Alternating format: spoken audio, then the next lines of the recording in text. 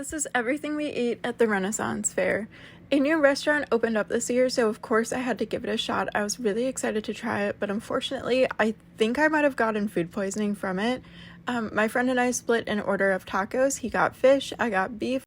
I first tried the side of rice, but honestly, I was so heartbroken by this. It was bland, but it also was like crunchy and mushy, so I didn't even finish it, and it broke my heart. After that, we ate the tacos. Mine was just okay. My friend said that his just tasted a lot like mayo.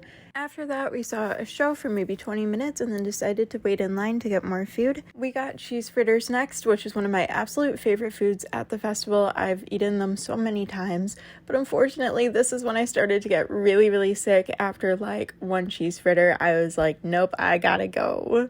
I started feeling really overheated, so next I got a strawberry daiquiri, which is another fair favorite. This time though, it tasted a little bit more like jam than fresh strawberry, but regardless, it was so cool and refreshing, and I'm really glad I got it. At this point, I could barely stand, so one of my friends at the fair recommended that I go eat a pickle for some electrolytes, and that's exactly what I did. These are absolutely delicious, and they're $3, and I love them. They're so good. A couple hours later, I was getting really overheated again, and the one other thing I've been wanting to try was a Dole Whip at the fair, and holy cow, let me tell you, this is the best thing I think I've ever eaten in my entire life. It is so delicious, and you need to get it. Right before the fair closed, I was finally feeling like I could have food in my stomach again, but I decided to just get a loaf of bread. So I went to the bakery and I got a loaf of garlic bread.